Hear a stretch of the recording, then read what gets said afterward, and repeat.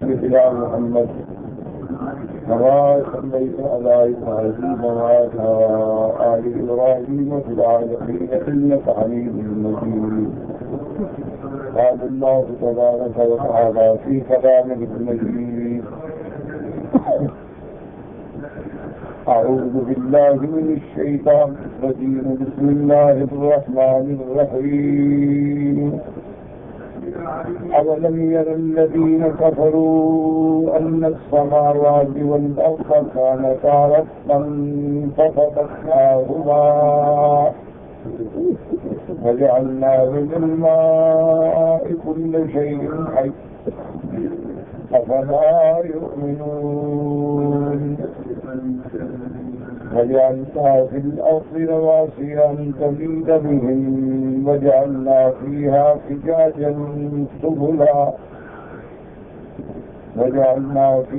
فجاجا سبلا لعلهم يهتدون.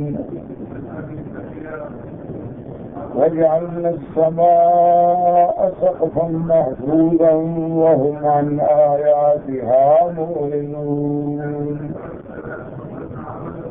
وهو الذي خلق الليل والنهار والشمس والقمر كل في فلك يسبحون. قال المؤلف المفسر رحمه الله تعالى: يقول تعالى منبها على قدرته التامة وسلطانه العظيم في خلقه الأشياء وقهره لجميع المخلوقات.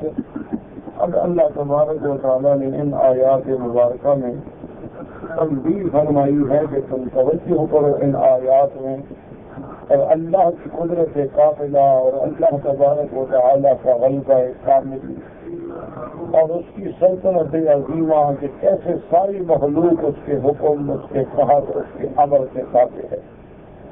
فرمایا: وَلَمْ يَرِ الَّذِينَ كَفَرُوا أَنَّ السَّمَاوَاتِ وَالْأَرْضَ الجاہدون لِإِلَٰهِيَّتِهِ الْعَابِدُونَ مَعَهُ غَيْرُهُ۔ اللہ تبارک و تعالیٰ تنبیہ فرماتے ہیں ان لوگوں کو جو اللہ کی الوہیت کا، اللہ کی وحدانیت کا انکار کرتے ہیں اور اللہ کے ساتھ انہوں نے اور بھی آلہہ ملا رکھے ہیں۔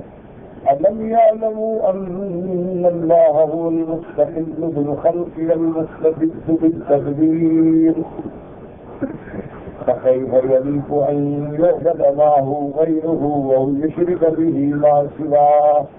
اللہ فرماتے ہیں کیا یہ نہیں جانتے کہ سب چیزوں کو اللہ نے خود اکیلے پیدا کیا ہے، کسی کا محتاج نہیں، نہ کسی سے مشورے کا پابند ہے، اس کو ذات جو ہے وہ خود خالق الاشیاء ہے، لا وزیر له ولا نظیر له ولا مثل له ولا ضد له ولا مثل له۔ جب ساری کائنات کے پیدا کرنے والی اسی کی ذات ہے تو صاف ظاہر ہے کہ تمام مخلوقات کی عبادت بھی صرف اسی کی کریں جو خالق ہے۔ الا لہ الخلق والامر فتبارک اللہ رب العالمین۔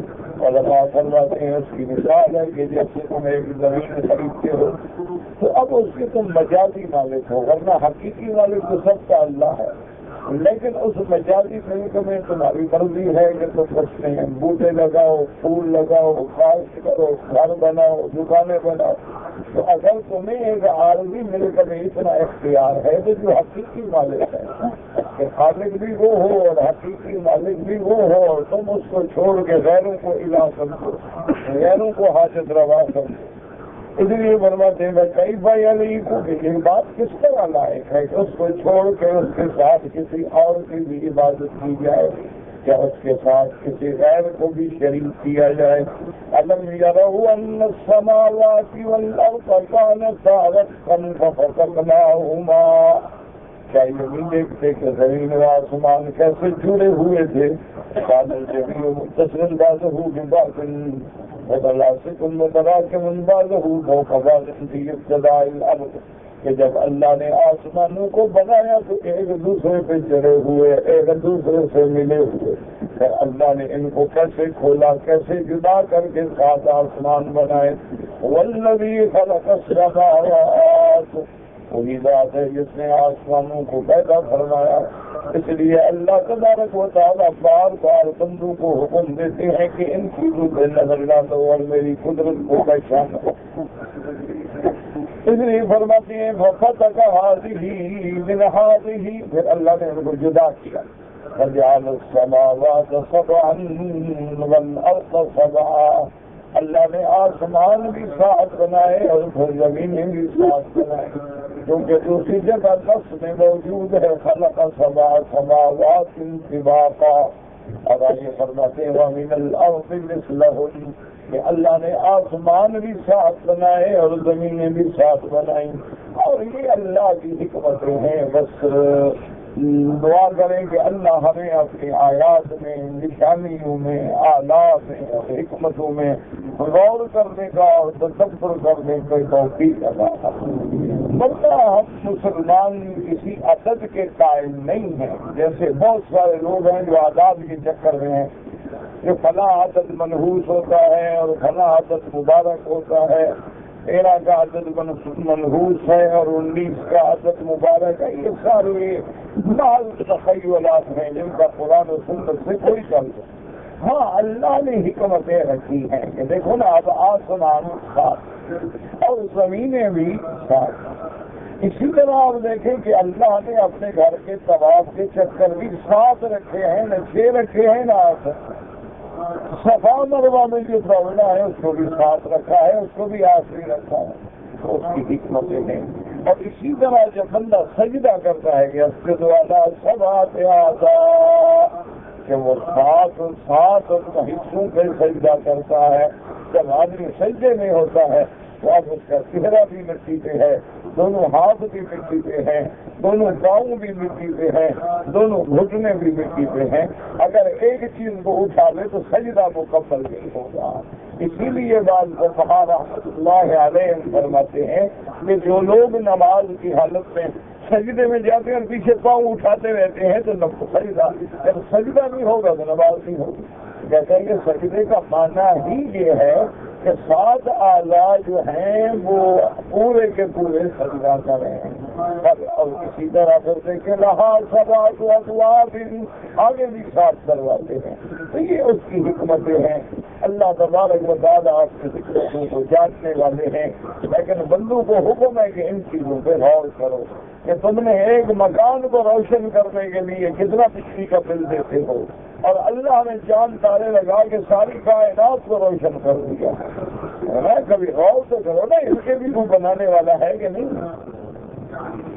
اور اس کے بعد فرماتے ہیں وَجَعَلَ بَيْنَ السَّمَاءِ الدُّنْيَا وَالْأَرْضَ بِالْهَوَىٰ، اور زمین اور پہلے آسمان کے درمیان اس خلا میں اللہ نے ہوا رکھی ہے کہ ہوا کے بغیر بھی بندہ زندہ نہیں رہ سکتا، پانی کے بغیر بھی بندہ زندہ نہیں رہ سکتا.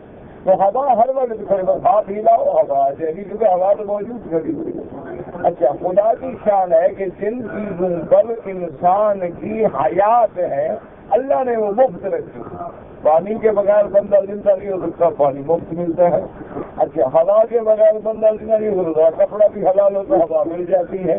تو یہ اللہ تبارک و تعالیٰ کی نعمتیں ہیں کہ اس کو پہچانیں. اس لیے فرماتے ہیں وَأَنْتَ وَأَنبَتَتِ الْأَرْضَ، پھر اللہ نے آسمانوں اور زمینوں کو کھول دیا. کیا مانا کہ آسمانوں سے پانی برسایا، زمینوں سے کھیتیاں اگا ڈالی، اب زمینوں کو بھی کھول دیا، آسمانوں کو بھی کھول دیا. وَجَعَلْنَا مِنَ الْمَاءِ كُلَّ شَيْءٍ حَيٍّ أَفَلَا يُؤْمِنُونَ أي وهم يشاهدون المخلوقات تحدث شيئا فشيئا عيانا كذلك كله دليل على وجود الصانع الفاعل المختار القادر على ما يشاء. رات دن دیکھتے ہو مخلوقات، کوئی پیدا ہو رہا ہے، کوئی مر رہا ہے، کوئی آباد ہو رہا ہے، کوئی اجڑ رہا ہے، کوئی گھر بس رہے ہیں، کوئی گھر بگڑ رہے ہیں، کہیں شادیاں ہیں، کہیں غمیاں ہیں، کہیں ولادت ہے، کہیں موت ہے. یہ سارا تغیر جو ہو رہا ہے تو کوئی تو ہے نا جو تغیر کر رہا ہے. تو آپ سمجھ آئے گا کہ ہر چیز میں دلالت ہے اس بات پر کہ اللہ کی ذات قادر و مختار ہے. اللہ کی ذات جیسے چاہے فرمایا فَفِي كُلِّ شَيْءٍ لَهُ آیَةٌ تدل على أنه واحد، کہ جیسے کسی شاعر نے کہا کہ میرا مولا ہر چیز میں تیری نشانی ہے جو دلالت کر رہی ہے کہ تو وحدہ لا شریک ہے، تو خالق ہے، تو فاعل ہے، تو مختار ہے، تو مدبر ہے، تو متصرف الامور ہے۔ قال سفيان الثوري أنبيه أن إكرمة قال سئل ابن عباس رضي الله تعالى عنه والليل كان قبل النهار فقال أرأيتم السماوات والأرض حين كانتا رتقا كان بينهما إلا ظلمة ذلك لتعلموا أن الليل قبل النهار۔ حضرت اکرمہ فرماتی ہیں، یہ شاگرد ہیں حضرت ابن عباس۔ حضرت ابن عباس رضی اللہ تعالی عنہ جب مکے میں تھے تو مکے میں بھی آپ نے الحمدللہ درس کیا ہے قرآن کا، تفسیر کا، تو یہ آپ کے سب سے اہم شاگرد جو ہیں حضرت اکرمہ ہیں، حضرت عطا ہیں، حضرت طاؤوس ہیں، بڑے بڑے لوگ جو ہیں آپ کے شاگرد ہیں۔ اس لیے علماء فرماتی تھی کہ قرآن کو سمجھنے والے تو مکے والے ہیں۔ تو لوگوں نے پوچھا کہ کیوں؟ نے کہا ابن عباس کے جو شاگرد ہیں، ابن عباس سے انہوں نے قرآن سیکھا ہے، اور ابن عباس نے تفسیر سیکھی ہے حضرت محمد رسول اللہ صلی اللہ علیہ وآلہ آلہ وصحبہ وسلم تسلیما کثیرا کثیرا۔ حضرت اکرمہ فرماتی ہیں کہ حضرت ابن عباس سے سوال کیا گیا کہ رات پہلے ہے کہ دن پہلے ہے؟ اللہ نے دن بھی بنایا، رات بھی بنائی، لیکن پہلے کیا چیز تھی؟ پہلے رات تھی یا پہلے دن تھا؟ حضرت ابن عباس نے فرمایا کیا تم نے قرآن کی پڑھا ہے؟ اولم يروا ان الذين كفروا ان السماوات والارض كانتا رتقا ففتقناهما۔ کیا تم نے نہیں پڑھا ہے کہ اللہ نے پہلے آسمانوں کو ایسے جوڑا ہوا تھا، زمینوں کو بھی جوڑا ہوا، تو ساتھ ساتھ ہے کہ ان میں کوئی روشنی نہیں تھی؟ تو معلوم ہوا کہ اندھیرا پہلے ہے اور روشنی ساتھ ہے۔ کہ جب آسمان آپس میں جڑے ہوئے تھے تو روشنی کا سوال ہی تھی، جب زمین سے جڑی ہوئی تھی تو روشنی کا سوال ہی تھی، جب اللہ نے ان کو کھولا ہے تو پھر روشنی کا انتظام کیا، تو معلوم ہوا کہ رات پہلے ہے اور دن بعد میں ہے۔ اس لیے فرمایا کہ حل کان بینہما الا ظلمۃ، کہ جب آسمانوں پہ آسمان جڑا ہوا تھا ان کے درمیان کیا تھا؟ اندھیرا ہی تھا۔ جب زمین پہ زمین جڑی ہوئی تھی تو اس کے درمیان میں کیا تھا؟ اندھیرا تھا۔ تو فرمایا ذالک لتعلموا، تاکہ تم جان لو، ان اللیل قبل النہار۔ وقال ابن ابي حاتم حدثنا ابي قال حدثنا ابراهيم بن ابي حمزه قال حدثنا حاتم بن حمزه بن ابي محمد ان عبد الله بن دينار عن ابن عمر رضي الله تعالى عنهما ان رجلا اتاه يساله عن السماوات والارض كانتا رتقا ففتقناهما۔ حضرت عبداللہ ابن عمر رضی اللہ تعالی عنہما بیٹھے تھے، آپ سے کسی آدمی نے آ کے سوال کیا کہ قرآن کی جو آیت ہے کانتا رتقا ففتقناهما، اس کا کیا معنی ہے؟ قال اذهب الى ذلك الشيخ فاسأله۔ حضرت عبداللہ ابن عمر نے اشارہ کیا کہ اس شیخ کے پاس جائیں، یعنی ابن عباس کے پاس، اس سے پوچھو۔ ثم تعالى فأخبرني بما قال لك، اور اس کے بعد جو وہ جواب دیں، پھر وہ جواب دیں کہ میرے پاس بھی آنا کہ انہوں نے کیا فرمایا، کیا جواب دیا ہے۔ قال فذهب إلى ابن عباس فسأله، وہ بندہ حضرت ابن عباس کی خدمت میں گیا، پوچھا۔ فقال ابن عباس إنها كانت السماوات رتقا لا تمطر، آسمان جو تھے وہ جڑے ہوئے تھے ایک دوسرے سے، ان سے بارشیں نہیں ہوتی تھی۔ وَكَانَتِ الْأَرْضُ رَتْقًا لَا تُنبَتُ، اور سات زمینیں بھی ایک کے اوپر سات اور سات جمی ہوئی تھی، ان میں بھی کوئی کھیتی باڑی نہیں ہوتی تھی۔ پھر اللہ نے آسمانوں کو کھول دیا بارشوں کے لیے، زمین کو کھول دیا آبادی کے لیے۔ فَلَمَّا خَلَقَ لِلْأَرْضِ أَهْلًا فَضَقَ هَٰذِهِ بِالْمَطَرِ وَفَضَقَ هَٰذِهِ بِالنَّبَاتِ، اللہ نے جب زمین پہ اپنے بندے بھیجے، زمینوں کو آباد کیا، مخلوق آئی، اب ان کو ضرورت تھی کہ پانی بھی ملے، کھیتیاں بھی ملے، کھانا بھی ملے، گندم بھی پیدا ہو۔ اللہ نے آسمانوں کو کھول دیا، زمینوں کو کھول دیا۔ فرجع الرجل الى ابن عمر فاخبره فقال، اب وہ بندہ واپس آیا، حضرت ابن عمر کی خدمت سے بتلایا کہ حضرت نے یہ جواب دیا ہے۔ فقال ابن عمر الآن قد علمت ان ابن عباس قد اوتي في القرآن علما صدق هكذا كانت۔ حضرت عبداللہ ابن عمر نے فرمایا کہ آج مجھے پتہ چلا کہ واقعی ابن عباس کو اللہ نے قرآن کا علم دیا ہے، جو ان نے کہا وہ صحیح فرمایا ہے، یہی بات ہے جو فرمائی ہے۔ قال ابن عمر قد كنت اقول ما يعجبني جرأة ابن عباس على تفسير القرآن، فالآن علمت أنه قد أوتي في القرآن علما۔ حضرت عبداللہ ابن عمر نے یہ بھی فرمایا کہ پہلے تو میں سمجھتا تھا کہ ابن عباس تفسیر میں بڑی جرأت کی باتیں کرتے ہیں، ایسی باتیں بھی کرتے ہیں جو کسی نے نہیں کی ہیں، لیکن آج مجھے پتا چلا کہ نہیں، اللہ نے ان کو قرآن کا علم دیا ہے، قرآن کی فہم عطا کروائی۔ وقال عطیۃ اللہ فی کانت هذه رتقا لا تمطر فامطرت، وقالت هذه رتقا لا تنبت فأنبتت۔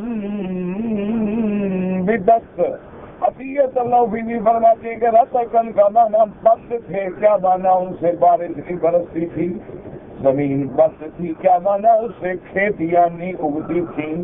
وقال اسماعیل ابن ابی خالد سألت ابا صالح الحنفی عن قوله ان السماوات والارض كانتا رتقا ففتقناهما، قال قالت السماء واحدة ففتق منها 7 سماوات۔ ان نے فرمایا کہ پہلے آسمان گویا ایک ٹکڑا تھا، پھر اسی میں سے اللہ نے 7 ٹکڑے بنا دیے۔ اس کے بعد فرماتے وقالت الارض واحدة ففتق منها 7 أراضين، اور زمین بھی گویا کہ ایک سطح تھی، پھر اللہ نے اسے 7 زمینیں پیدا فرمائی، کھول دیا، جیسے ایک چیز ہے کہ فرق کھولتے جاؤ کھولتے جاؤ کھولتے جاؤ۔ وهكذا قال مجاهد رحمه الله تعالى وزاد ولم تغن السماء والارض متماسكتين، يعني ایک دوسرے سے جڑے ہوئے۔ وقال سعيد بن جبير بل كانت السماء والارض ملتزقتين، جڑے ہوئے تھے۔ فلما رؤي السماء وابرز منها الارض كان ذلك حسبهما الذي ذكر الله في كتابه۔ اب بعض علماء فرماتے ہیں کہ زمین اور آسمان خود جڑے ہوئے تھے، پھر اللہ نے جب آسمانوں کو اونچا کر دیا، زمین نیچے رہ گئی، تو ان کا اس کا معنی تھا اللہ نے ان کو کھول دیا۔ فقال الحسن وقتادة كانتا جميعا ففسر بينهما بهذا الهواء۔ حضرت حسن اور قتادہ بھی فرماتے ہیں کانتا جميعا، یعنی آسمان اور زمین جڑے ہوئے، پھر اللہ نے آسمان کو اونچا کر دیا، زمین کو نیچے رکھ دیا، تو گویا ان کے درمیان میں اللہ نے فاصلہ فرما دیا۔ ان نے فرمایا کہ رتقن کا معنی اور فتقن کا معنی یہ ہے۔ بہرحال اصل مقصد یہی ہے کہ اللہ نے 7 آسمان بنائے، اللہ نے 7 زمینیں بنائی۔ جب تک ضرورت نہیں تھی تو آسمانوں سے بارش کی نہیں برسائی، اور زمینوں کو کھیتیاں نکالنے اور اگانے کا بھی حکم نہیں دیا۔ جب دنیا آباد ہو گئی، لوگوں کو ضرورت پڑی، تو اب اللہ نے آسمان بھی کھول دیے، جیسے فرماتے ففتحنا ابواب السماء بماء منهمر وفجرنا الارض عيونا فالتقى الماء على امر قد قدر، اور سیدھا فرماتے انا لما طغى الماء حملناكم في الجارية۔ اللہ فرماتے کہ ہم نے آسمانوں کے دروازے کھولے اور بارش برسائی، اور زمین کو بھی حکم دیا کہ اپنے جسموں سے پانی کو اگل ڈالے۔ تو اللہ تبارک و تعالیٰ کی یہ قدرت ہے، اور قدرت کی یہ نشانیاں ہیں۔ وقوله وجعلنا من الماء كل شيء حي، أي اصل كل الأحياء، ہر چیز کی حیات جو ہے اس میں پانی کا حصہ ہے، یعنی کوئی چیز بھی ہے اس کی حیات میں پانی کا دخل ہے۔ یا بالکل مادہ حیات میں یا بقائے حیات میں کسی نہ کسی طرح دخل موجود. قال ابن ابي حاتم حدثنا ابي قال حدثنا ابو الجواهر قال حدثنا سعيد بن بشير قال حدثنا قتادة عن ابي ميمونة عن ابي هريرة عن ابي ميمونة عن ابي هريرة رضي الله تعالى عنه انه قال يا نبي الله صلى الله عليه وسلم اذا رأيت فقرت عيني وصعبت نفسي فأخبرنا عن كل شيء بعد كل شيء خلق من ماء. حضرت ابی ہریرہ آئے حضور کی خدمت میں اور آ کے عرض کیا کہ میرے آقا میں جب آپ کو دیکھتا ہوں میری آنکھیں ٹھنڈی ہو جاتی ہیں اور دل باغ باغ ہو جاتا ہے. میں جب آپ کی زیارت کرتا ہوں اللہ اکبر دعا کریں اللہ ہمیں بھی زیارت نصیب فرمائے.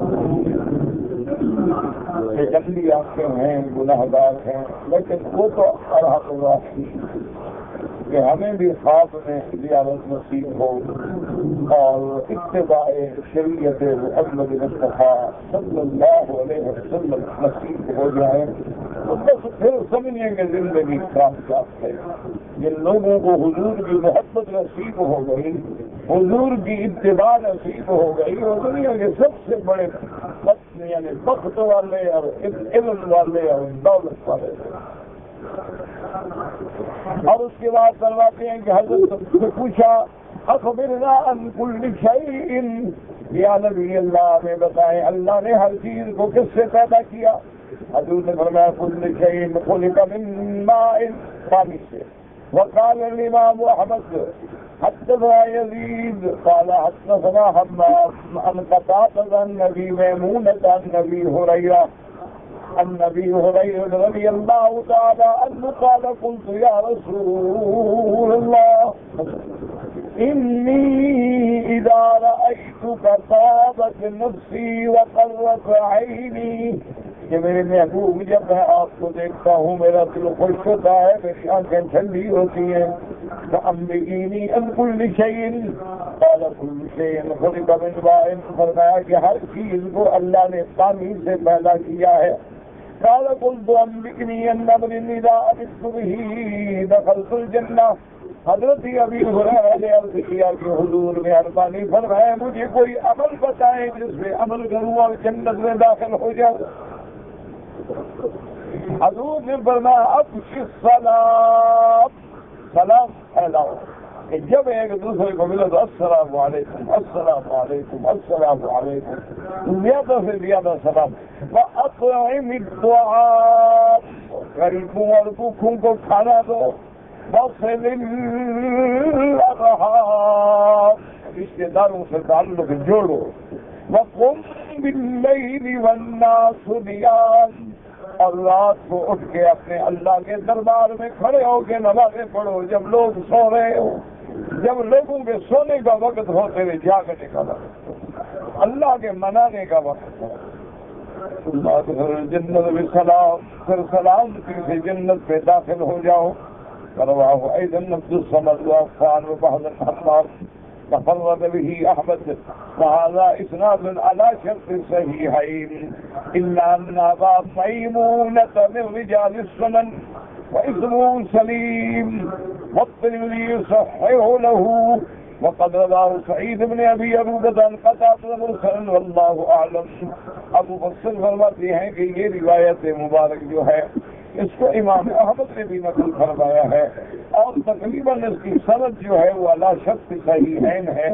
صرف اس میں ابا میمونہ جو ہے وہ بھی زیادہ سنن ہے اور ان کا نام جو ہے وہ سلیم ہے. واللہ اعلم.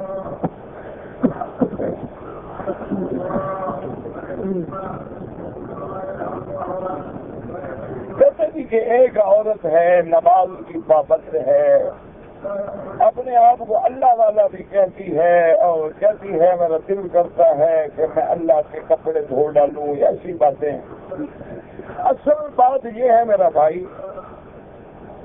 کہ اگر یہ باتیں بے ساختگی میں، محبت میں، اللہ کے تعلق میں نکل گئیں تو وہ تو بات ہے کہ خود کہنا جو ہے بے ادبی۔ اللہ تبارک و تعالیٰ کی ذات بلند و بالا، تو ایک ہوتا ہے بے ساختگی میں، یعنی آدمی چاہتا نہیں تھا لیکن نکل گئی بات محبت میں۔ جیسے ایک بندہ جو ہے اس کی اونٹنی سامان بھی ہے، اونٹنی بھی ہے، صحرا میں ہے، وہ ایک درخت کے نیچے سو گیا، نیند آئی، اونٹنی غائب ہو گئی۔ اب جب غریب بیدار ہوا تو نہ اونٹنی ہے نہ سامان ہے، اور تو پریشان ہو گیا۔ صحرا میں اگر پانی نہ ہو، سامان نہ ہو تو بس بندہ گیا۔ تو پریشان ہو کے ڈھونڈ کے مایوس ہو کے درخت کے نیچے سو گیا۔ ابھی کیا ہوتا؟ تھوڑی دیر کے بعد جاگا تو کیا دیکھتا ہے کہ اونٹنی تو کھڑی ہوئی ہے، اور چل پھر کے پھر آ گئی۔ تو اس کے منہ سے فوراً نکلا کہ تم میرے بندے ہو، میں تیرا رب ہوں۔ حالانکہ کہنا یہ چاہتا تھا کہ تو میرا رب ہے، میں تیرا بندہ ہوں، تو نے مہربانی کی، لیکن منہ سے غلطی سے نکلا۔ اسی طرح بعض روایات میں یہ بھی آتا ہے کہ ایک بندہ بکریوں کا چرواہا تھا بیچارہ، اور اکیلا جب بیٹھتا تو کہتا اللہ میاں اب آپ کو تو ہم دیکھ نہیں سکتے، آپ نیچے ہوتے، میں آپ کی مٹھیاں بھرتا، آپ کو تیل ڈالتا، آپ کے بال سنوارتا۔ تو اس کے عقل میں اللہ کی عظمت یہ تھی ایسی باتیں کہنا، یعنی اپنی طرف سے وہ اظہار محبت کر رہا تھا۔ اس کو یہ پتہ نہیں تھا کہ یہ باتیں کہنا ٹھیک بھی ہے یا نہیں ہے۔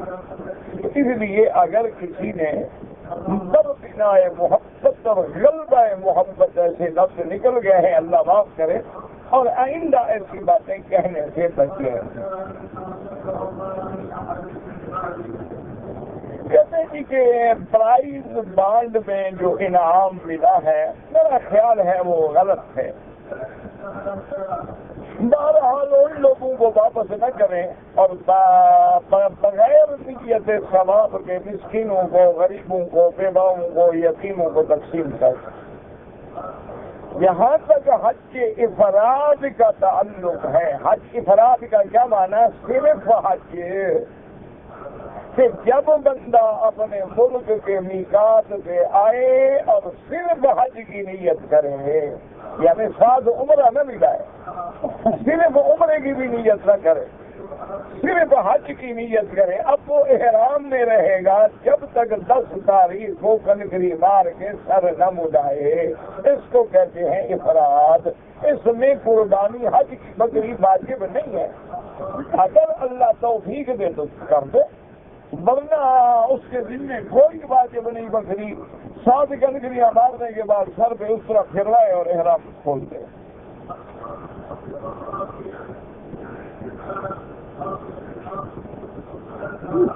کہتے بھی چھوٹے بچوں کی بڑوں کی نسبت وفات ہو جائے، بہرحال اگر کوئی عزیز فوت ہو گئے ہیں اور تم ان کے لیے نفلی طور پہ حج کرنا چاہتے ہو، کر سکتے ہو، کوئی منع نہیں۔ باقی بچے تو معصوم ہوتے ہیں، ان کے لیے کوئی ضرورت ہی نہیں ہے، مطلب ان کو بھی نفلی ثواب تو ملتا ہے بچے کو۔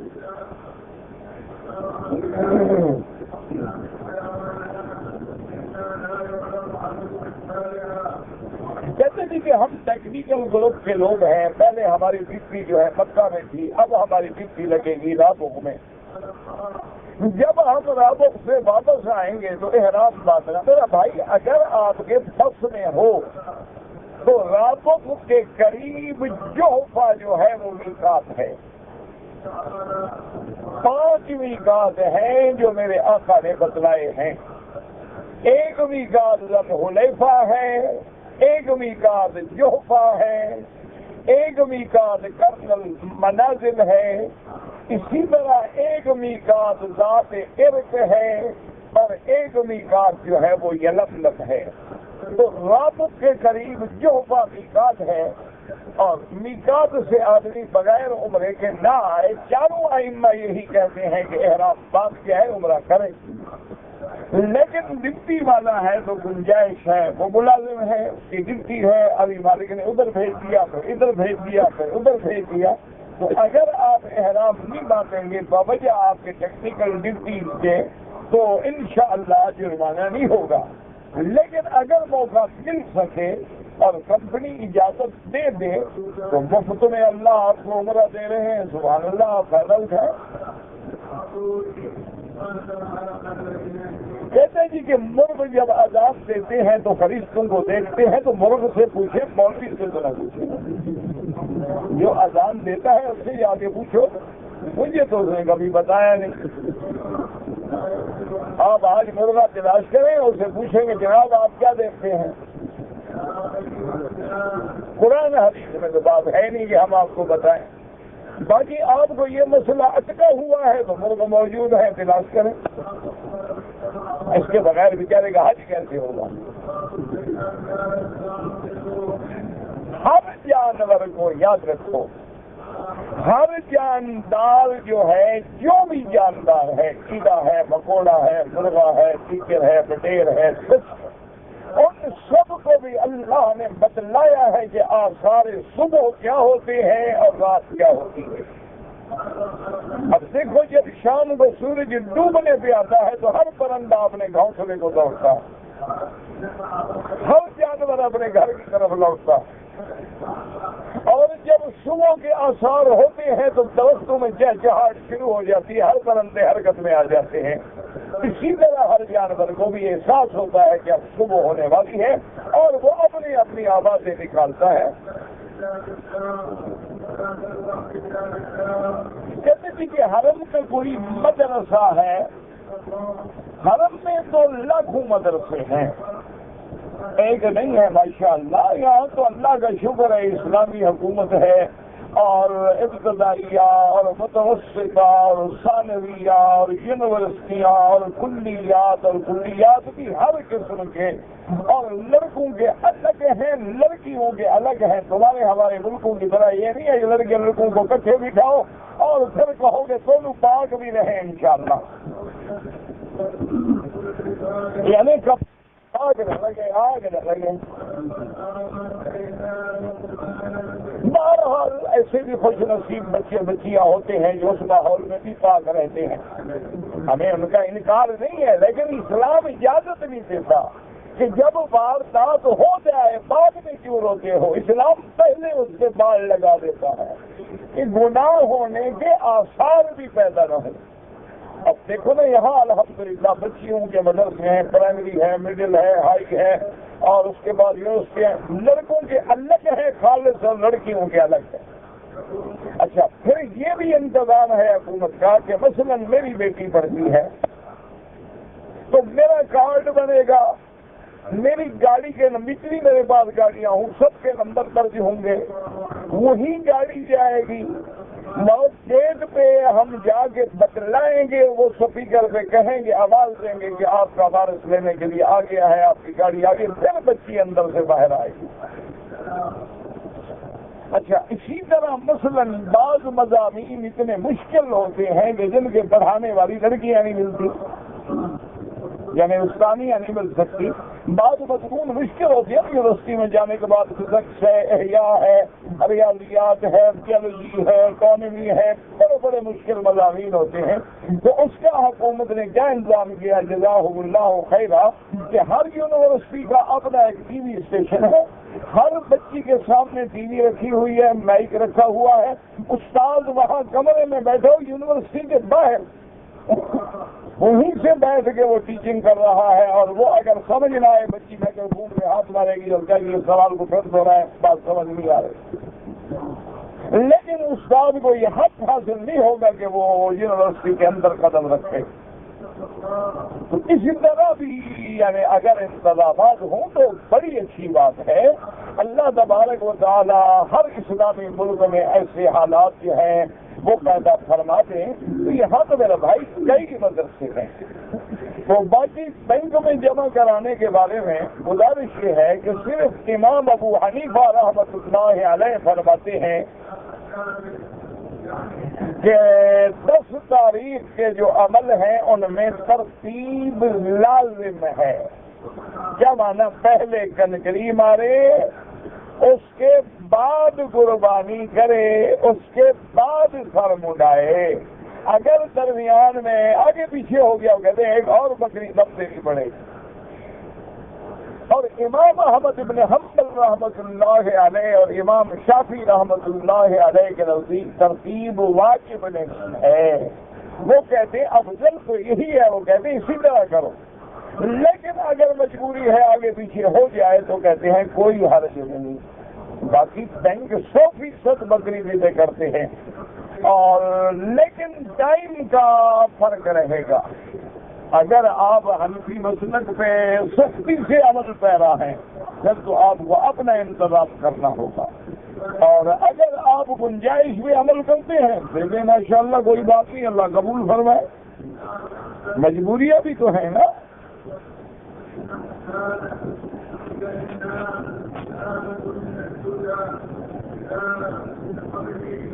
اگر ایک لڑکی ایام حج میں پردہ کرنا چاہتی ہے بالکل پردہ کرے، لیکن وہ ایسا نقاب نہ پہنے جو چہرے کو چپکا ہوتا ہے اور ایسے صرف آنکھیں کھلی ہیں باقی باندھا ہوا ہے، وہ نہ.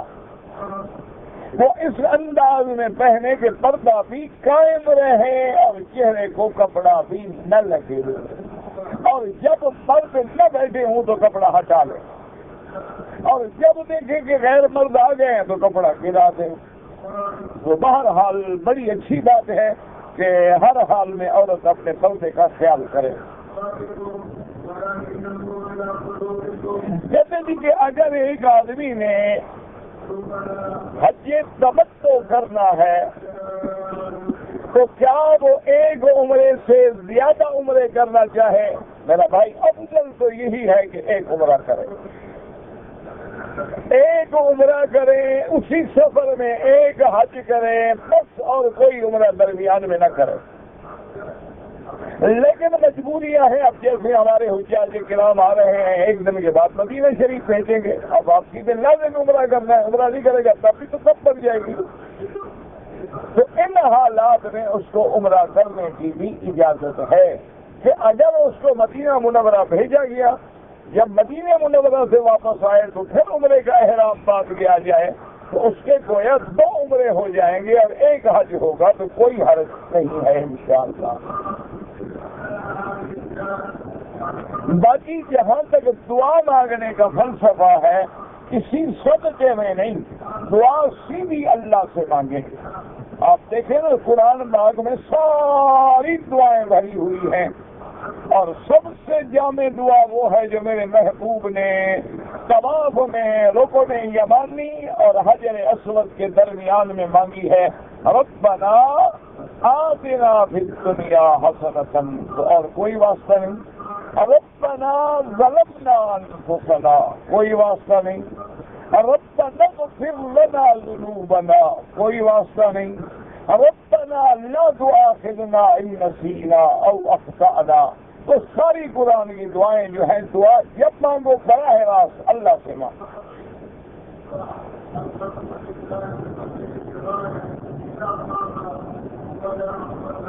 کہتے ہیں جی کہ میں نے اپنا حج کیا ہوا ہے اور اب میں اپنے والد کا حج بدل کرنا چاہتا ہوں. میں نے رمضان میں عمرے کیے تھے، کوئی بات نہیں، رمضان شعبان کے عمرے جو کیے وہ الگ چیز ہے. آپ نے رمضان کے بعد چونکہ عمرہ نہیں کیا ہے، اور مکے والوں کے لیے یہی بہتر ہے کہ وہ طواف کریں. طواف میں ان کے لیے انشاءاللہ زیادہ اجر ہے. اب آپ 8 تاریخ کو احرام باندھیں گے، حج افراد، حج مفرد، صرف حج.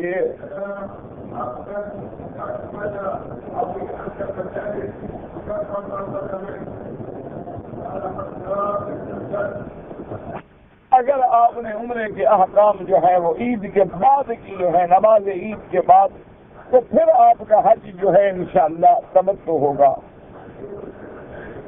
میری خالہ کی بیٹی ہے، غریب ہے، اس نے مجھ سے عمرے کی وصیت کر سکتے ہیں، اگر کسی نے ایسا کہا ہے تو کر لیں۔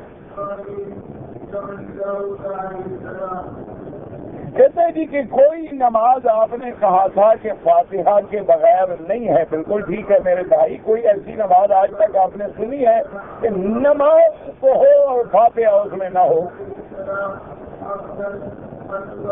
ہے نا؟ تو حدیث میں یہی لفظ ہے نا کہ کوئی نماز نہیں مگر فاتحہ کے ساتھ، ٹھیک ہے نا؟ اب یہاں مقتدی کا تو لفظ نہیں ہے نا، بات یہ ہے کہ نماز میں فاتحہ ہو، امام تو پڑھ رہا ہے نماز میں فاتحہ تو آ گئی، نماز تو بغیر فاتحہ کے نہ رہی نا۔ اس حدیث مبارک میں مقتدی کا لفظ نہیں ہے۔ جہاں حضور نے مقتدی کو سکھلایا ہے وہاں یہ فرمایا ہے کہ جب امام پڑھے تم چپ رہو، اذا قرأ فانصتوا، جب وہ تکبیر کہے تم تکبیر کہو، جب رکوع کرے تم رکوع کرو، اور جب امام کہے غیر المغضوب علیہم ولا الضالین فقولوا آمین، تم آمین، تو آمین ہمارا وظیفہ ہے، پڑھنا اس کا وظیفہ ہے۔ باقی رہ گئی جنازے کی بات، تو جن لوگوں کے نزدیک نماز میں فاتحہ ضروری ہے وہ جنازے میں بھی فاتحہ پڑھتے ہیں، وہ کہتے ہیں جنازہ بھی فاتحہ نماز ہے۔ اور امام ابو حنیفہ رحمۃ اللہ علیہ فرماتے ہیں کہ جنازے کو ویسے نماز کہا گیا ہے، لیکن یہ اصلاً اور حکماً نماز نہیں، کیونکہ کوئی نماز سجدے اور رکوع کے بغیر ہوتی ہی نہیں، یہ تو گویا ایک دعا ہے، تو اس لیے اس کو یعنی نماز کے حکم میں بھی نہیں لے آتے۔ اور ایک حدیث ہے موطا امام محمد نے کہ پہلے ثنا، بعد میں درود اور اس کے بعد دعا۔ بہرحال میں نے کئی دفعہ عرض کیا ہے کہ یہ سارے مسئلے جو ہیں نا افضل غیر افضل اولا غیر اولا کے ہیں، یہ لڑائی جھگڑے والے مسئلے ہی نہیں ہیں۔ ان میں بلا وجہ بغض نہ رکھیں، اناد نہ رکھیں، جھگڑا نہ کریں، اعتدال سے رہیں۔ کوئی پڑھتا ہے اللہ قبول فرمائے، کسی نے نہیں پڑھا اللہ قبول فرمائے، تم دونوں جو ہے اس کا فکر کرو، جو باہر کھڑا ہے نماز پڑھتا ہی نہیں ہے۔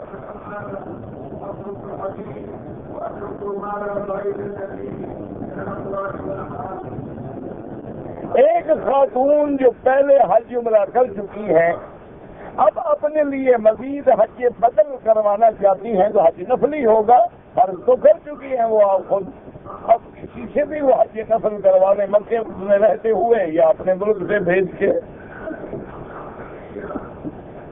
کہتے جی آپ کہاں پڑھا کہاں ہوں، میں تو جاہل آدمی ہوں، پڑھتا تو بتلاتا نا، آپ سے پڑھ رہا ہوں، بس دعا کرو اللہ توفیق دے دے، تو میرے جیسے جاہل کو بھی دے دے، نہ دے تو بڑے بڑے آدموں سے بھی فائدہ نہیں پہنچا۔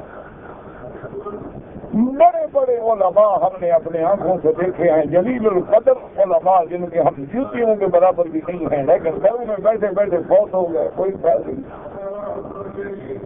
اسی لیے حضور نے فرمایا کہ اللہم انی اعوذ بک من علم لا ینفع، اللہ مجھے اس علم سے بھی پناہ دے جس کا لوگوں کو نفع نہ پہنچے۔ علم ہو تو پھر آگے اللہ اس کو نفع کے لیے مقبول بھی بنا دے تو پھر اس کی مہربانی ہے۔ وہ چاہے ہم میں الحمدللہ پیدا بھی یہی ہوا، پڑھا بھی یہی ہوں، اس جو کچھ ہے اللہ کی رحمت ہے۔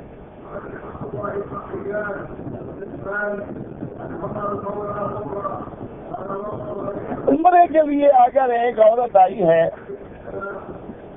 اور آتے ہوئے ایام حیض آگے آپ عمرہ نہیں کر سکی، وہ حرم میں داخل نہیں ہو سکتی، حرم کے باہر بیٹھ جاؤ، اکیلے ہوٹلوں میں نہ رہو، تمہاری بات ٹھیک ہے، کیونکہ اب یہاں بھی اعتبار نہیں ہے، حالات روز بروز تبدیل ہو رہے ہیں، لہذا اپنے بچیوں کو، نوجوان عورتوں کو، بیٹیوں کو کبھی بھی ہوٹلوں میں، مکانوں میں، قبروں میں اکیلا نہ چھوڑا کریں۔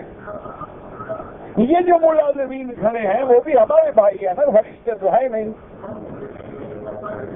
تو اس لیے بہرحال ان کو ساتھ لے آئے، باہر نکالے حرم کے میدان میں، اندر نہ آئے، جب آپ نماز پڑھ کے نکلے ساتھ لے گئے تاکہ وہ غریب اپنے آپ کو اکیلا بھی محسوس نہ کرے اور باہر بیٹھ کے کسی دروازے کے سامنے کعبے کی زیارت بھی کرتی رہے، اللہ اللہ بھی کرتی رہے، آبادی میں بھی بیٹھی رہے، اور باہر میدان بھرے ہوتے ہیں ماشاءاللہ، تو گھروں میں اکیلا بالکل نہ چھوڑیں، میرا مشورہ ہے، اور اس پہ احتیاط سے عمل کریں۔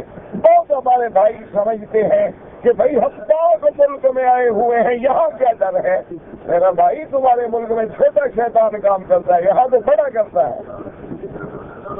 یہ تو اسلام کا مرکز ہے نا، دارالخلافہ ہے نا اسلام کا، تو جہاں اسلام زیادہ ہوگا دشمن بھی تو زیادہ ہوگا نا۔ دیکھو نہیں حجر اسود پہ کھڑے ہوئے جیب کاٹ دیتے ہیں، یہ جن آتے ہیں یا یہودی آتے ہیں، حرم شریف میں لوگ طواف کر رہے ہیں اور جیب کاٹتے ہیں۔ انا للہ و انا الیہ راجعون۔ اگر آپ نے حاجیوں کی ڈپٹی میں مدینے جانا ہے تو آپ ڈپٹی کی وجہ سے عمرہ نہ کر سکیں، انشاءاللہ دم نہیں پڑے گا، لیکن کوشش کیا کرو کہ عمرہ کرو۔ کہتے جی ہمارے ملک میں رواج پڑ گیا، کوئی چودھری ہے، کوئی چیٹا ہے، کوئی رانا ہے، بس یوں تو سید بھی ہو، مرزا بھی ہو، افغان بھی ہو، لیکن یہ بتاؤ کہ مسلمان بھی ہو۔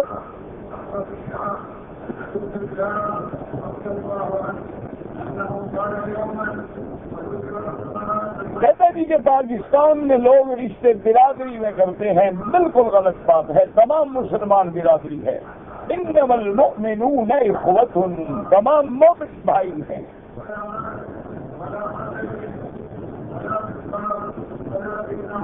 لوگ نمازی کے آگے گزرتے ہیں، بالکل نہ گزریں، مجبوری ہو تو سجدے کی جگہ سے دور گزریں۔ کہتے ہیں جی کہ حدیث کی روح سے عورت کے لیے سونا پہننا بالکل حلال ہے۔ حضور پاک نے ایک ہاتھ میں سونے کا ٹکڑا، ایک میں ریشم کا ٹکڑا لیا، فرمایا ہاذان حرامان علی ذکور امتی، یہ میرے مردوں کے لیے حرام ہے، عورتوں کے لیے نہیں۔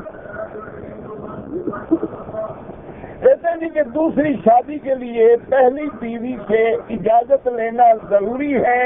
کوئی ایسی پاگل بیوی بھی دنیا میں ہے جو اجازت دے گی؟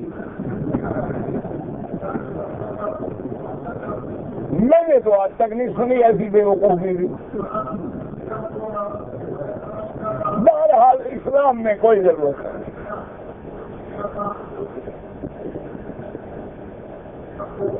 کہتے ہیں جی کہ میں پاکستان سے آیا ہوں، عمرے کے طواف کے ساتھ چکر لگا کے میں نے بال کٹوا دیے، صفا مروا بھی دوڑا، تب پڑ گئی۔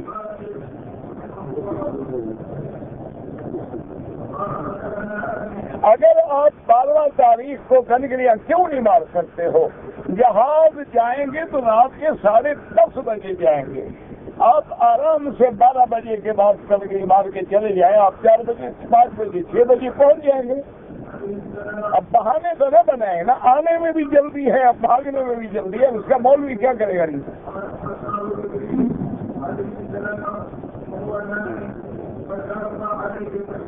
مجھے ایک آدمی نے پیسے دے کر خرچ پر حج پہ بھیجا ہے، اگر اس نے وہ پیسے تمہیں دے دیے ہیں تو اب تم پر حج فرض ہو گیا، پیسہ مل گیا تمہیں۔ اگر اس نے اپنے حج بدل کے لیے بھیجا ہے تو اس کا حج بدل کرو۔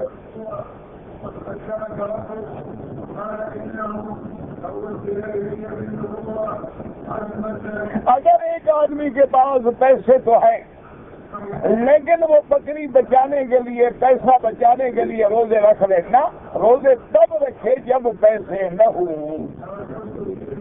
وہ کہتا ہوگا نا یار روزے رکھ لیتے ہیں، ابھی کوئی کیمرہ لینے کے کام آئے گا۔ بعض لوگ حجر اسود کے سامنے جو پٹی ہے اس پہ کھڑے ہو کے نماز پڑھتے ہیں، بالکل ناجائز ہے، بالکل بدعت ہے۔ اور جو لوگ مقام ابراہیم پہ کھڑے ہو جاتے ہیں، طواف کو روک دیتے ہیں، سب کا گناہ ان پہ ہوتا ہے جو نماز پڑھ رہے ہوتے ہیں۔ اللہ کے بندے طواف چل رہا ہے، تم پیچھے چلے جاؤ۔ غیر مسلم کو اگر زکوٰۃ دیں، مسلمان غریب نہ بھی دے تو پھر دے دو۔ جب مسلمان اتنے غریب ہیں تو کافروں کو دینے کیوں جا رہے ہو بھائی؟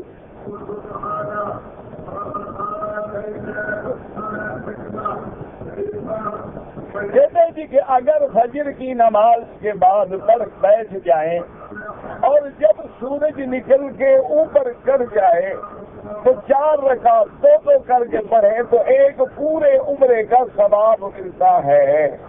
مسجد میں بیٹھ جانے کا کیا مانا؟ ثواب کر رہے ہو، درس سن رہے ہو، دنیا کی باتیں نہ کرو، قرآن شریف پڑھو، وہاں سے اٹھ کے یہاں بیٹھے، مانا مسجد سے نہ نکلو اور دنیا کی باتیں نہ کرو۔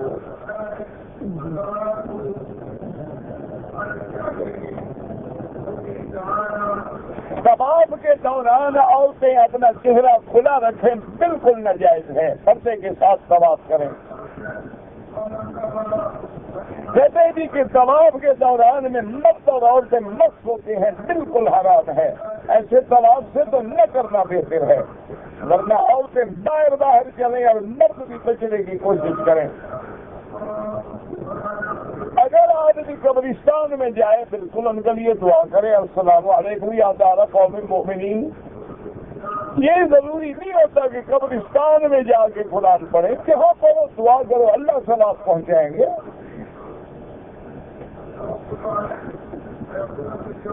حج سے پہلے اگر ہم مینا عرفات دیکھنا چاہیں کوئی ضروری نہیں اور نہ حکم ہے، بلکہ بعض علماء نے منع لکھا ہے کہ نہیں جانا چاہیے، تاکہ دل میں اس بات کی عظمت نہ ختم ہو جائے گی اور عرفات کی ہی عرفات ہے۔ اس لیے بہتر ہوتا ہے کہ آدمی انہی دنوں میں جائے جب حج کرنا ہے۔ حج کے جو دن ہیں نا میرا بھائی، 8 سے لے کر 13 تک عمرہ نہیں ہوتا، باقی سارا سال جب چاہے عمرہ کرے۔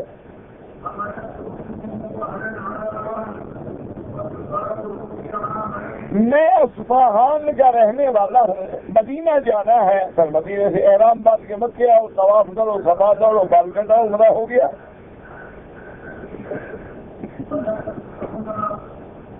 میں نے آخری دن 30ویں دن یعنی 12 تاریخ کو پچھلے سال طواف زیارت کیا تھا اور 5ویں چکر پہ مغرب کا اذان ہو گیا، کوئی بات نہیں۔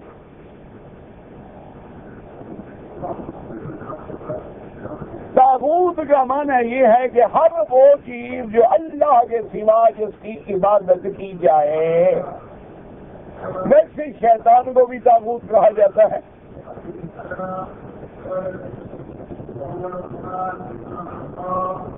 میرے چاچا اور دادا جو تھے یعنی وہ منکرین حدیث میں سے تھے اور مر گئے، بس اللہ مغفرت کرائے۔ انکار حدیث اسی طرح ہے جیسے انکار قرآن ہے، آدمی کافر ہو جاتا ہے۔ یہ تو وہی ہوا کہ لفظ مانتا ہے، معنی نہیں مانتا۔ حدیث کو ترجمہ ہے نا قرآن پاک کا، اللہ کے نبی کو جو قرآن میں آیا وہ آپ نے سمجھا دیا۔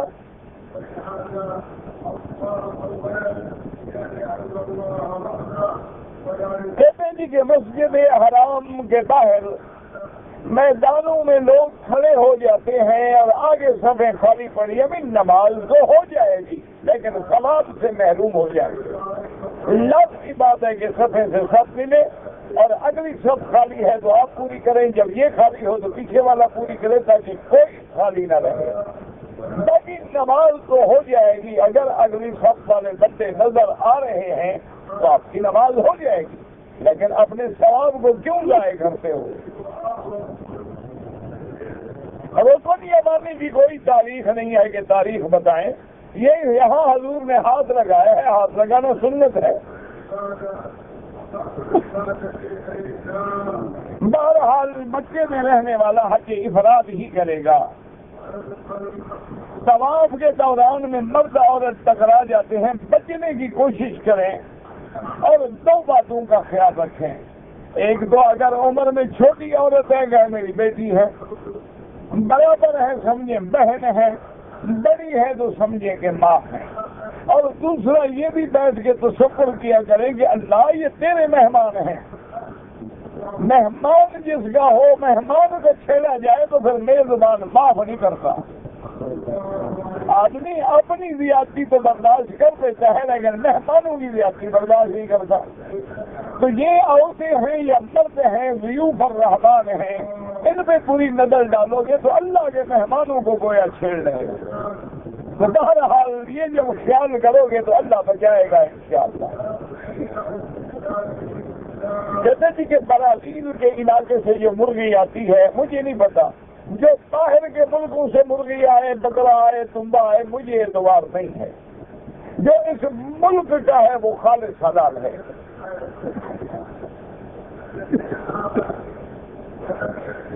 کہتے ہیں جی کہ بہت سارے لوگ ہیں جو منکرین حدیث ہیں، اللہ تبارک و تعالیٰ جو زندہ ہیں ان کو ہدایت ہے. یاد رکھو انکار حدیث اتنا بڑا فتنہ ہے، اتنا بڑا فتنہ ہے کہ دنیا گمراہ ہو گئی ہے.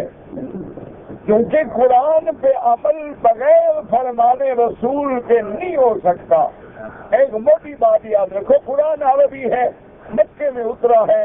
اگر صرف قرآن پڑھنا کافی ہوتا تو پھر نبی کو بھیجنے کی ضرورت ہی کیا تھی. نبی اسی لیے بھیجا گیا کہ قرآن میں حکم ہے وَأَقِیمُوا الصَّلَاةَ وَآتُوا الزَّکَاةَ، لوگوں نماز قائم کرو، زکوٰۃ ادا کرو. اب کیسے قائم کریں تو حضور نے قائم کر کے دکھلا دی. اب جو حدیث کا انکار کرے گا گویا اسے اقیم الصلاۃ کا انکار کیا ہے. اللہ ہدایت دے. کئی سال کی نمازیں اگر قضا ہو جائیں، پہلا علاج یہ ہے کہ توبہ کرو. جب سچے دل سے توبہ کرو گے انشاءاللہ اللہ سارے گناہ معاف کر دیں گے، اور یہ حقوق اللہ ہے، اللہ معاف کر دیں گے. لیکن بعض فقہاء احناف فرماتے ہیں کہ توبہ سے گناہ تو معاف ہو جائے گا، لیکن جب تک ہمت ہے، حیثیت ہے، نفل کے بجائے قضا یاد کر کے پڑھتے رہو. جتنا پڑھ سکتے ہو وہ پڑھ لو.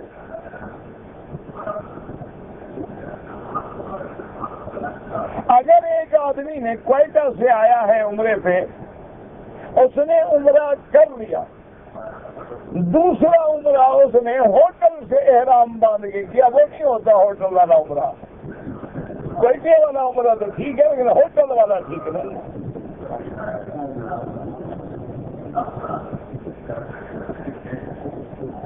ہم جو لوگ حج افراد کریں گے وہ 8 تاریخ کو غسل کر کے سنت کے مطابق 2 چادریں احرام کی باندھ کے، اور اگر موقع ہے تو 2 رکعت بھی پڑھ لیں، ورنہ نہ پڑھ سکیں تو کوئی بات نہیں. لبیک بحجۃ لبیک اللہم لبیک پڑھتے ہوئے مینا چلے جائیں، کوئی طواف صفا نہیں کرنا.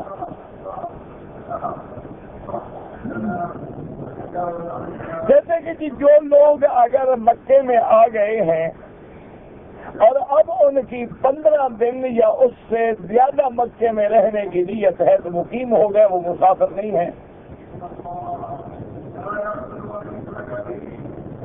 اگر حرم شریف میں ہم آ جائیں اور تہجد کی اذان کے بعد یہاں تہجد پڑھیں، بالکل جائز ہے. اپنے ہوٹل میں پڑھو، مکان میں پڑھو، گھر میں پڑھو یا حرم میں پڑھو. اصل معنی تو یہ ہوتا ہے نا کہ تہجد میں بھی نہیں ہوتا، کوئی دیکھنے والا نہیں. تو یہاں ہمیں کون جانتا ہے کہ دیکھ رہا ہوگا کہ یہ تہجد پڑھ رہا ہے. تو یہاں بھی اگر آ کر آپ پڑھ لیں، کسی ستون کی اوٹ میں کھڑے ہو گئے کہ زیادہ لوگوں کی نظر نہ پڑے، تاکہ زیادہ سے زیادہ اجر اور ثواب جو ہے وہ آپ کو حاصل ہو.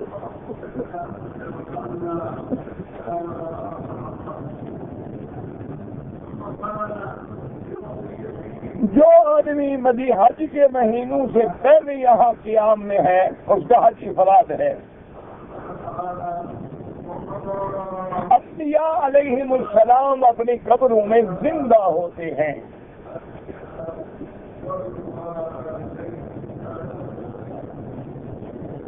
اگر 2 عورتوں نے عمرہ کیا ہے، طواف اور صفا مروہ دوڑنے کے بعد ایک دوسرے کے بال کاٹے بالکل جائز ہے.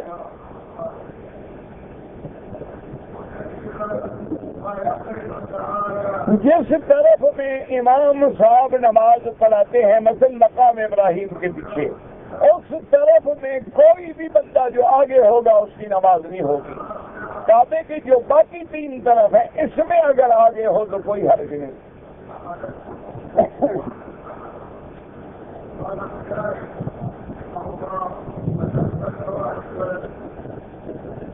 اگر رمضان میں عورت جو ہے گولی استعمال کرے تاکہ حیض بند ہو جائے، روزے پورے ہو جائیں، کوئی بات نہیں، جائز ہے۔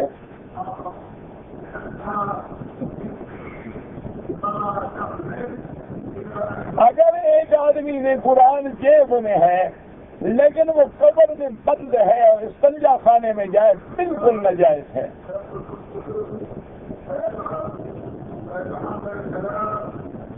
اگر انسان کو یہ لگے کہ میرے قطرے پیشاب کے نکلے ہیں، چیک کر لے، کپڑا گیلا ہے تو وضو ٹوٹ گیا، نہیں ہے تو وہم ہے۔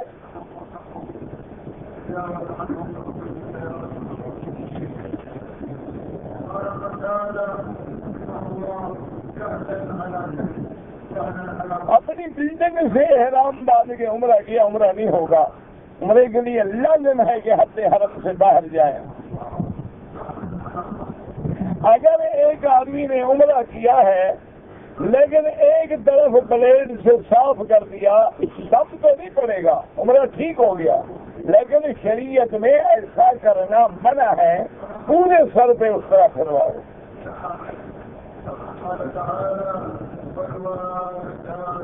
میں نے تو حج اپنے کر لیے ہیں، اب والد والدہ کے لیے، ایک کے لیے، جس کے لیے چاہو حج بدل کرو۔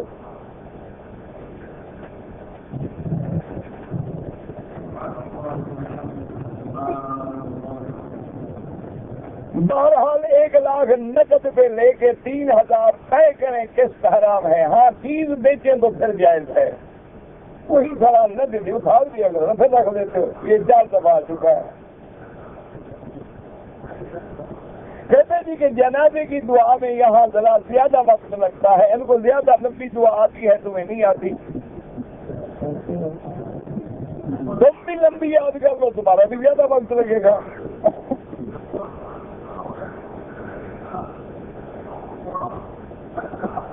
اگر کوئی آدمی رشتے دار ہیں ہمارے، وہ مسجد عائشہ کی طرف رہتے ہیں، اگر وہ ہمیں گھر لے جائیں تو عمرہ کرنا پڑے گا؟ بالکل نہیں، کوئی ضروری نہیں عمرہ کرنا۔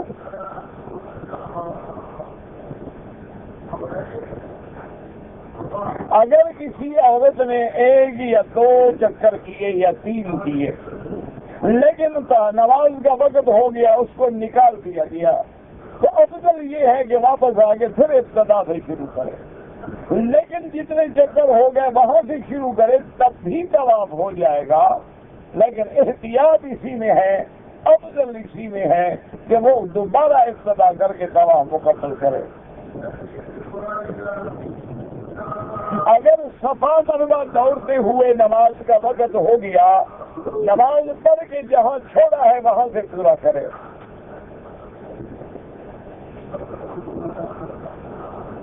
والد کے لیے عمرہ کر سکتے ہیں۔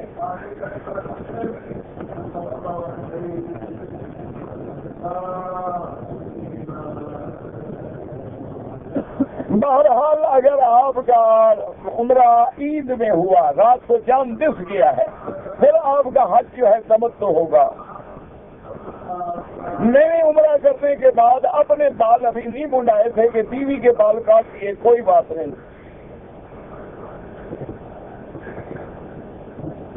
یہ ہے کہ انشاءاللہ حج کے تمام مسائل اللہ پاک رحم کرے گا، کوشش تو کریں گے، باقی تم کتابیں لے کے پڑھو۔ اگر آدمی عمرے کے بعد ٹک لگائے تو دت پڑ جاتی ہے، بکری دینی ہوگی۔ بیت اللہ کے دروازے کے نیچے ملتزم نہیں، ملتزم حجر اسود سے چوکر تک ہے۔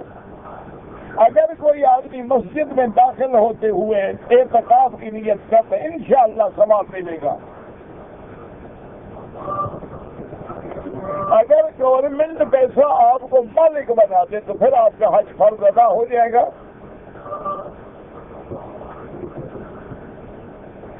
میں پاکستان سے عمرے ویزے پہ آیا تھا، پاکستان سے احرام نہیں باندھا، ایک دم پڑ گئی،